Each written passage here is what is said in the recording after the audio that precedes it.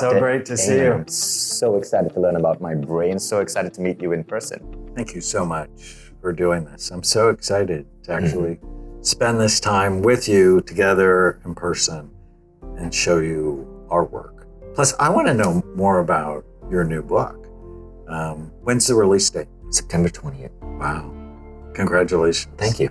You've been educating the world for a long time. So you're the CEO and founder of MindValley. Right. I've been on. I've had the privilege of being on. And your work is dedicated to really helping people manage their minds. Right. Everything. Their mind, their body, their relationships, their soul, their business, their entrepreneurial activity.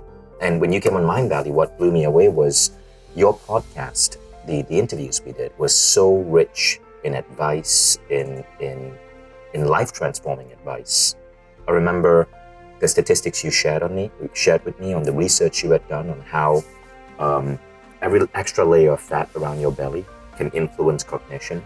I remember you gave a really powerful list of supplements to take for immunity. This was when I interviewed you during the time of COVID, and also for cognition improvement. And that helped fuel my supplement stack for the last 2 years. So every time I had you on, you were extremely precise, but really powerful, actionable ideas. I appreciate that about you. Well, I have lots today. I'll be taking notes.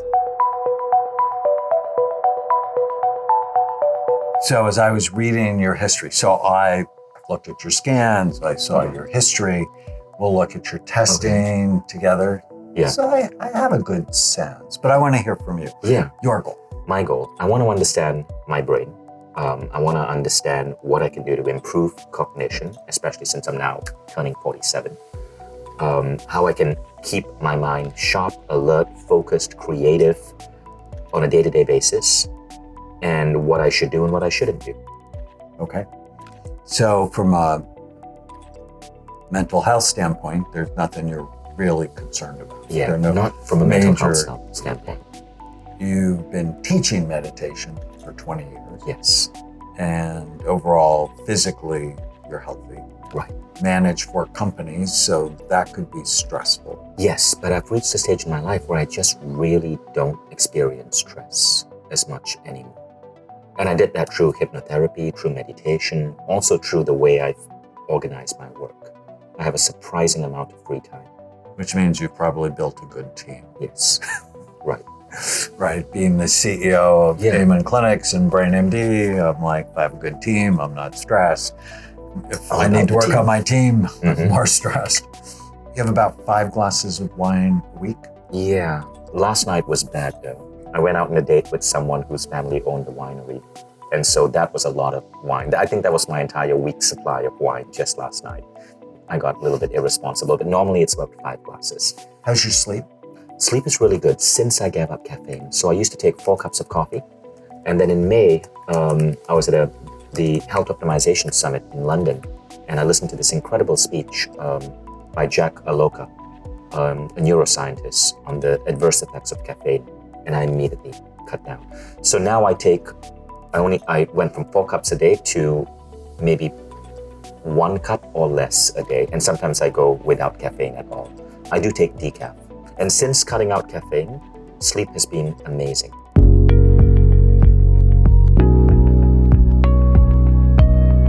So we do a study called SPECT. And SPECT looks at blood flow and activity. It looks at how your brain works. Right. And it basically shows us 3 things.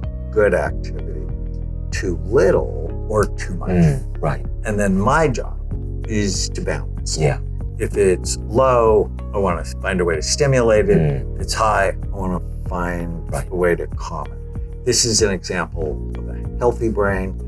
Not that many healthy brains in the world. Right. So this is not my brain. This is just not a standard your brain. healthy brain. I just want to give you the standard that we look at. So the image on the left, we're looking at the outside surface, full, even, symmetrical activity. The color doesn't matter, it's the shape. The image on the right, the color does matter. Blue is average activity. Red and white are the most active parts of the brain. Red is the top 15%, white is the top 8%. So white is like the super hot spots, in the brain, which typically are in the cerebellum, which is the back bottom part of the brain. The cerebellum has half of the brain's neurons. So it's really important. If you look at your brain, it's a little sleepy. And I'm like, why is your brain sleepy? Now I know about the wine last night. Right. I'm like... Yeah, the wine last night, I felt so tired. So tired today. Yeah. I normally don't feel this tired, but I know alcohol probably affected my sleep. Alcohol is not your friend. Yeah. Your brain is older than you are.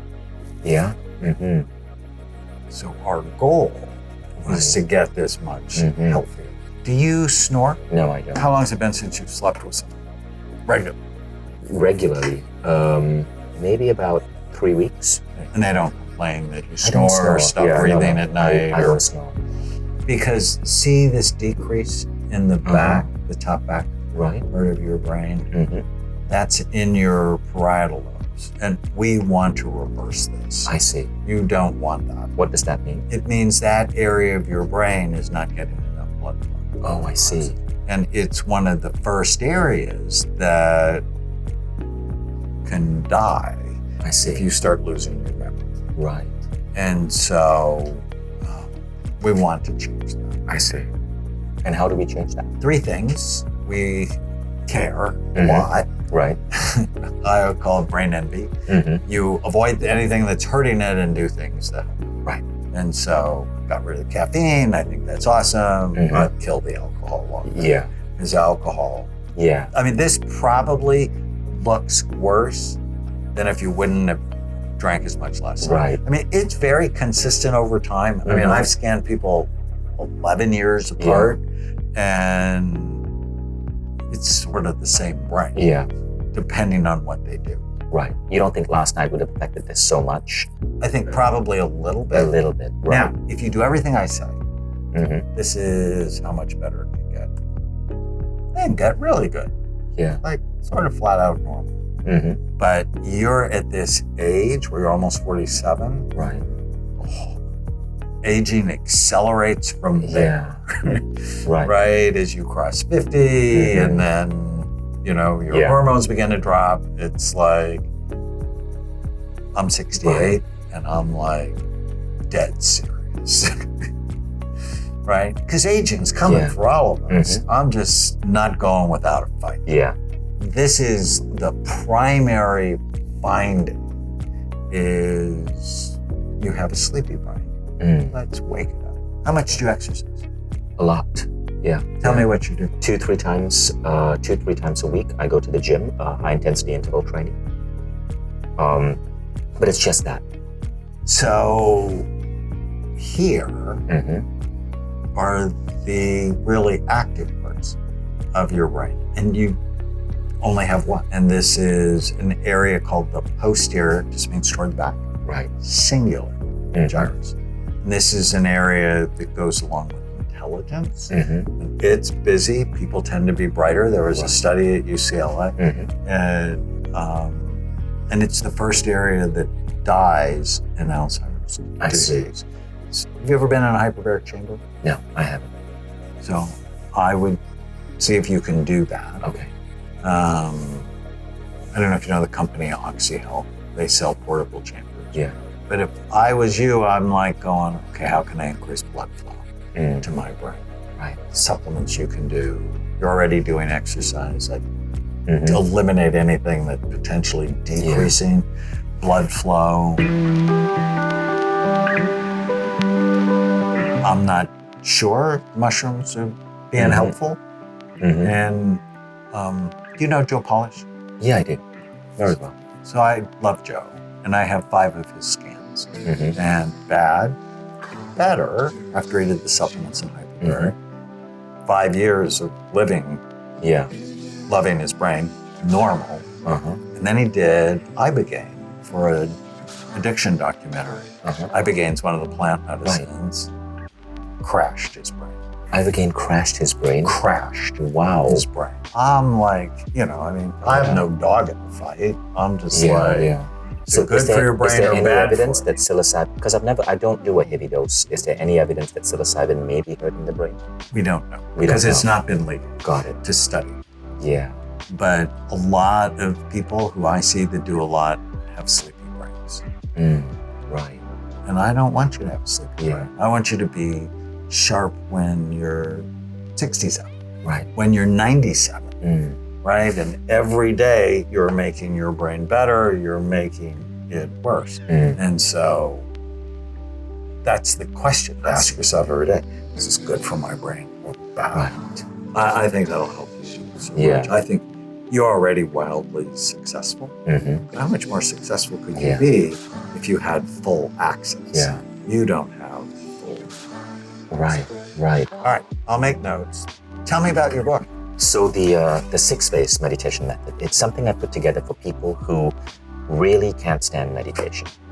So the roots of this come from active meditation approaches like the Silva method. But what I say in this book is that the word meditation is as useless as the word exercise, because there's so many different forms of exercise: table tennis, yoga, high intensity interval training. So what I suggest in this book is a concept called transcendent practices, which is any practices that helps you go within. And we look at 6 different transcendent practices that are scientifically proven to change your state, to improve your health and well-being. And we stack these on top of one another.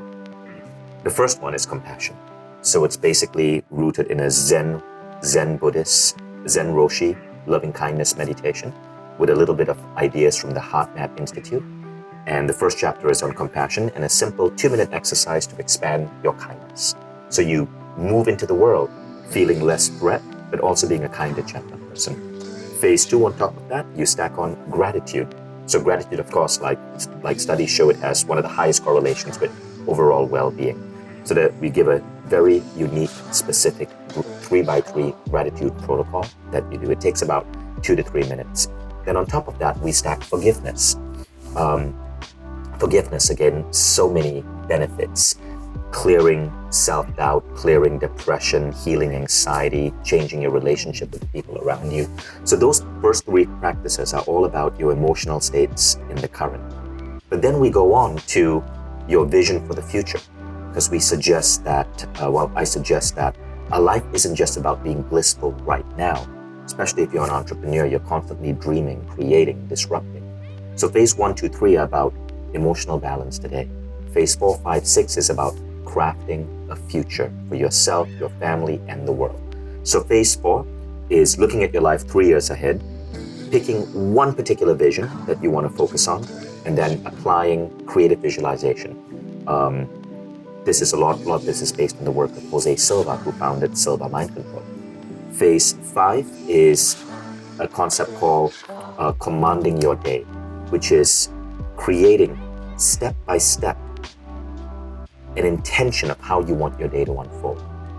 And then phase 6 is simply a prayer to whatever you believe in, a blessing, a prayer to ask for support, that as you go forth through life, you're protected, you're taken care of, and life unfolds as it should for you. So that's the 6-phase meditation. And when I released this on YouTube, maybe about 12 years ago, I released it for free. It started getting picked up, and then a lot of athletes started using it. And many athletes, as well as actors, rock stars, started talking about how this really helped them show up better in the court, in the stage. And it started blowing up. So I wrote this book to get it out to people in a wider way. How exciting. Congratulations. Those things all have science that will help their brain. Yeah, so there's no woo-woo. It's not based on any type of weird crystals and chakra spirituality. All rooted in science, but very, very, very effective and very efficient. Just 15 minutes a day. Yeah, everybody's looking for what's easy, what's simple. From a brain perspective, for you, is this good for my brain or bad for it? That one question. Carry it around. I don't see any tattoos, but if I had tattoos, that would be one of the tattoos. Is it good for my brain? Right. I remember something you told me on the podcast. Our brain is our most important muscle, but we don't pay attention to it. We pay more attention to our biceps because we can't see it. Right. And now that we can see yours, we can make it better. Exactly.